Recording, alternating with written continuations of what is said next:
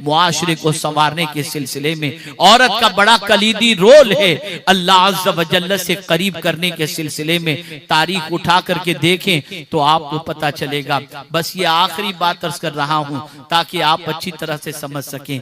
यकीनन बहुत सारी खवातीन नमाज पढ़ती हैं, रोजे रखती हैं, ये सारी चीजें करती हैं, लेकिन बावजूद इसके उनको उस इबादत में वो लज्जत नसीब नहीं होती और वो लज्जत की फिक्र भी नहीं करती।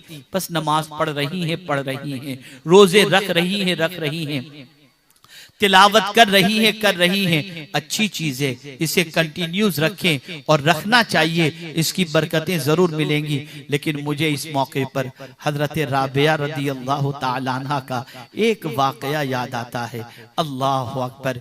एक मर्तबा वो नमाज के लिए खड़ी हुई, जो पहरहन उन्होंने पहना था, जो कमीज उन्होंने पहना था, उस कमीज को उन्होंने चेंज किया, दूसरा कमीज पहना और पहनकर वो नमाज शुरू करती हैं। तो पहले जब नमाज पढ़ती थी तो जो कैफियत होती थी, जो उनको लज्जत नमाज की मिलती थी, वो नमाज की लज्जत उन्हें नहीं मिली।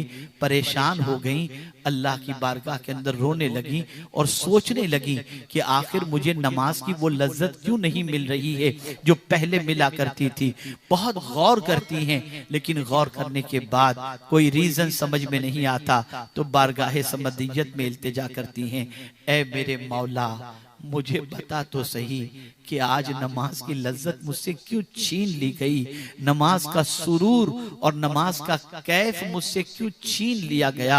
अल्लाह अकबर। अभी ये मारूजा पेश कर ही रही थी कि दिल में ख्याल पैदा हुआ कि चलो ये कमीज चेंज करके दूसरा कमीज पहन लूं। वो कमीज उतारती हैं और दूसरा कमीज पहन लेती हैं। पहनकर जब नमाज पढ़ती हैं तो नमाज में पहले जैसी लज्जत उनको मिलती है, कैफ मिलता है, सुरूर मिलता है, सुकून मिलता है। उसके बाद जानते हैं आप वो नमाज में लज्जत क्यों नहीं मिली, उसका रीजन बयान करती हैं। हजरत राबिया रदी अल्लाह ताला अन्हा फरमाती हैं कि चूंकि इससे पहले जो कमीज मैंने पहना था उस कमीज का मामला ये था कि वो फटा हुआ था। रात को मैं चांदनी रात के अंदर अपनी छत पर बैठकर उस कमीज को सिल रही थी कि अचानक बादशाह की सवारी गुजरी और बादशाह की सवारी के अंदर मशल लेकर के बादशाह के खुद्दाम निकल रहे थे।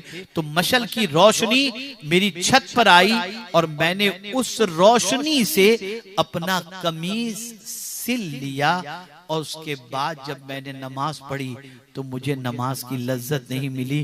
गैब से आवाज आती है, राबिया तूने जिसके मशल से रोशनी का फायदा उठाया है क्या उसकी तूने इजाजत ली थी? आप अंदाजा लगाएं, बगैर इजाजत के किसी की मशल की रोशनी के फायदे से नमाज की लज्जत चली जाती है। आज हराम हलाल का खाना, इसके बारे में फिक्र न करके हम इबादत और रियाजत करें तो इबादत और रियाजत की लज्जत कैसे महसूस होगी। एक और प्रॉब्लम हमारे मुआशरे के अंदर है। आकाए करीम सल्लल्लाहु अलैहि वसल्लम फरमाते हैं मिल बैठ करके खाना खाओ, अल्लाह उसमें बरकत अता फरमाता है। सब बैठकर मिलकर खाना खाओ, लेकिन अब ट्रेंड चल पड़ा है, माहौल बनता जा रहा है। हमारी बच्चियां आज शादी के बाद सबसे पहले ये तसव्वुर करती हैं सेपरेशन, और फिर शौहर से कहती हैं अपने माँ बाप से क्यों मिलते हो, बहन से क्यों बात करते हो, भाई से क्यों बात करते हो, उनको क्यों देते हो, ये क्यों करते हो। ये सारी चीजें मैं यहाँ पर एक बड़ा लतीफ नुक्ता आपके सामने पेश करता हूं, इसको हमेशा के लिए जहन में रखें। कभी आपने सोचा एक ही वक्त में दो बहनों के साथ कोई मर्द क्यों निकाह नहीं कर सकता? एट अ टाइम, एक ही वक्त में दो औरतों के साथ, दो बहनों के साथ मर्द क्यों निकाह नहीं कर सकता? हाँ, एक का इंतकाल हो गया, उसके बाद उसकी बहन के साथ कर सकता है, लेकिन एक ही मौके पर दो बहनें एक के निकाह में नहीं रह सकती। क्यों मना किया गया जानते हैं आप?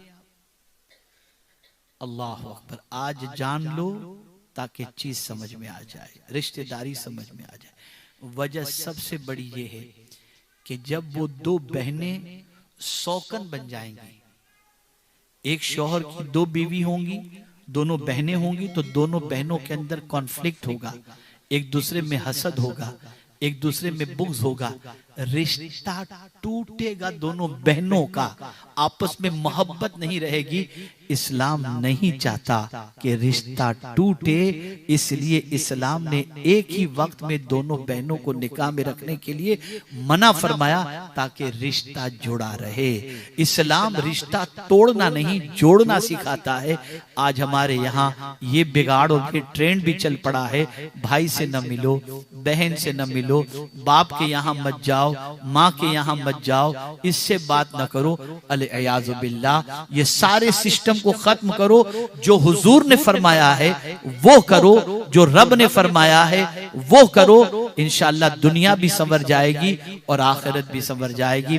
बस अब आखिरी बात ये है, यहाँ से ये पैगाम लेकर के उठो कि आज से आपको संवरना है और आपको कोशिश करनी है कि आपकी जिंदगी कानून इलाही और कानून रसूल सल्लल्लाहु अलैहि वसल्लम के सांचे में ढल जाए। और एक अमल मैं आपको बता दूं, इस अमल को जिंदगी भर आप करते रहें, अपनी नस्लों में मुंतकिल करें।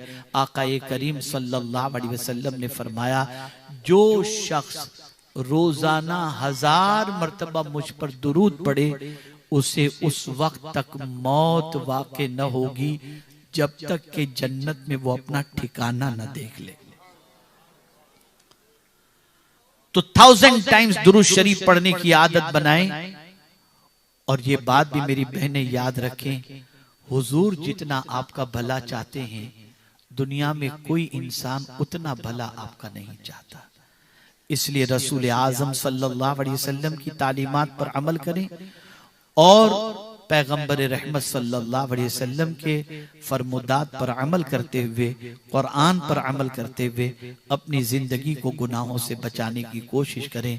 अल्लाह रब्बुल इज्जत जल्ल जलालहू आकाए करीम रऊफ रहीम अलैहि तहियत व तस्लीम के सदक़ो तुफ़ैल औरतों को अपना मकाम समझने की तौफीक अता फरमाए, अमले सालेह की तरफ तवज्जो देने की तौफीक नसीब फरमाए। और हर औरत एक माइंड बना ले, मुझे बुरा नहीं बनना, मुझे अच्छा बनना है, बुराइयों से नफरत करनी है, नेकी से मोहब्बत करनी है।